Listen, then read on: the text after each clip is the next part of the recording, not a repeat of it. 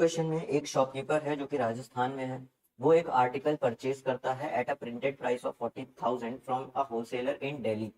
Shopkeeper sells the article to consumer in Rajasthan at the profit of 25% on the basic cost price. जो normal cost price है उस पर 20-25% का profit किया है और जीएसटी 18% चार्ज करी गई है।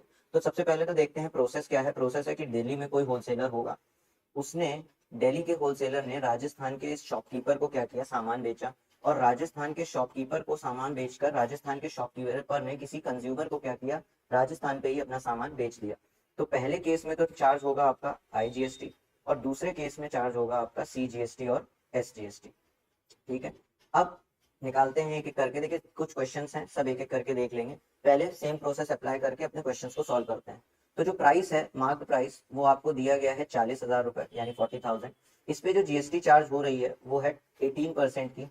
तो ये हमारी जो 18% की जीएसटी होगी ये शॉपकीपर के लिए क्या हो जाएगी, इनपुट जीएसटी। तो सबसे पहले क्या करते हैं, शॉपकीपर के लिए इनपुट जीएसटी निकाल देते हैं। तो 18% ऑफ 40,000 निकालेंगे क्योंकि ना कोई डिस्काउंट दिया है ना कोई प्रॉफिट दिया है। अब 18% ऑफ ये हो जाएगा 7200 रुपीज, यानी कि जो इनपुट जीएसटी पे करनी पड़ी है वो है 7200। अब पहला क्वेश्चन क्या है, price inclusive of tax at which the shopkeeper bought it.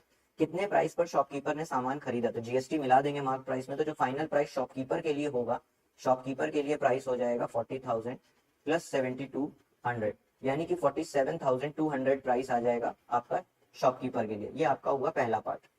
दूसरा पार्ट कह रहा है amount of tax paid by the shopkeeper to government.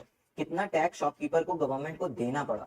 अब अगर गवर्नमेंट की हम बात करेंगे तो गवर्नमेंट को जो टैक्स देना पड़ा है वो होगा उसकी टैक्स लाइबिलिटी। ठीक है, तो जितना भी टैक्स आ रहा होगा उसकी अब हम पता करेंगे कि उसने कलेक्ट कितना किया शॉपकीपर ने।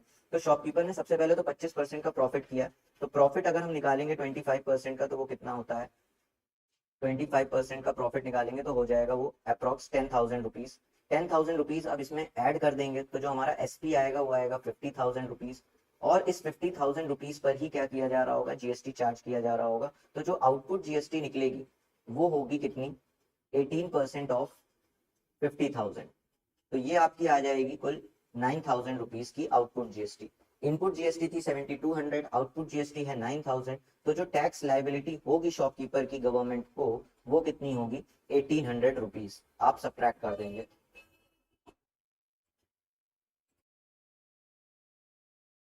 अब इसके जीएसटी निकालने का कॉन्सेप्ट इस क्वेश्चन का थोड़ा सा डिफरेंट होगा, क्योंकि आप देख रहे हैं कुछ पार्ट में इनपुट जीएसटी यानी आईजीएसटी चार्ज करी गई है और इस तरफ जो रिटेलर ने, जो शॉपकीपर ने कंज्यूमर को बेचा है वो है सीजीएसटी और एसजीएसटी। अब आईजीएसटी जैसा कि आप जानते हैं कि पूरी की पूरी किसको दे दी जाती है, सेंट्रल गवर्नमेंट को दे दी जाती है। और अगर मैं अपने आउटपुट जीएसटी की अगर बात करूं तो इसको दो पार्ट में बांटा जा सकता है। सीजीएसटी आपका जाएगा 4500 रुपए और एसजीएसटी आपका जाएगा फिर से 4500 रुपए। अब यहाँ पर एक चीज ध्यान रखने वाली बात है कि जो आईजीएसटी का 7200 रुपीज गया है उसमें से सेंट्रल गवर्नमेंट को ही गया है और सेंट्रल गवर्नमेंट को जो शॉपकीपर ने पे कर दिया है वो कितना पे कर दिया है, 4500 पे कर दिया है। अभी भी ये जो 4500 आपका माइनस होके आएगा, ये आएगा आपका 2700 रुपीज। ये जो 2700 रुपए का जो जीएसटी अभी भी बचा हुआ है ये आपका अभी भी पे करना बाकी है। अब ओवरऑल आउटपुट जीएसटी जो स्टेट गवर्नमेंट को जा रही है वो स्टेट गवर्नमेंट को दी जा रही है 4500 रुपीज। क्योंकि स्टेट गवर्नमेंट को ये शॉपकीपर 4500 दे रहा है और इसका अभी भी 2700 इस पे पेंडिंग है, ये पहले पे कर चुका है। तो जो ये पे कर चुका है तो ओवरऑल जो एसजीएसटी जा रहा होगा, ओवरऑल जो स्टेट गवर्नमेंट को पैसा जा रहा होगा वो होगा 4500 माइनस 2700, यानी कि रुपीज 1800 का ओवरऑल पैसा क्या हो रहा होगा, जा रहा होगा। और ये केवल किसको जाएगा, स्टेट गवर्नमेंट को जाएगा। यानी कि अगर मैं बात करूं तो शॉपकीपर सेंट्रल गवर्नमेंट को कुछ नहीं पे कर रहा है, कोई चार्ज नहीं पे कर रहा है। और स्टेट गवर्नमेंट को वो जो पे कर रहा है वो है अप्रॉक्स 1800 रुपीज क्या कर रहा है, पे कर रहा है। तो इस तरीके से हमारा क्या निकल के आया कि शॉपकीपर ने कितना पे किया। अब सेकंड क्वेश्चन आपसे ये कहता है कि दिल्ली गवर्नमेंट को कितनी जीएसटी मिली। तो सीधी सी बात है कि दिल्ली गवर्नमेंट को कोई भी जीएसटी नहीं मिली होगी, क्योंकि पहली पार्ट में ही क्या किया गया है, पहले पार्ट में चार्ज किया गया है आईजीएसटी, जिसकी वजह से सारा पैसा किसको गया होगा, सेंट्रल गवर्नमेंट को गया होगा। यानी कि दिल्ली गवर्नमेंट के द्वारा अगर हम जीएसटी की बात करें तो दिल्ली गवर्नमेंट को जीएसटी 0 मिली होगी, दिल्ली गवर्नमेंट को। अब इसके बाद कह रहा है amount of tax under GST received by the central government. तो सेंट्रल गवर्नमेंट को कितनी जीएसटी चार्ज मिली होगी, आइए देखते हैं।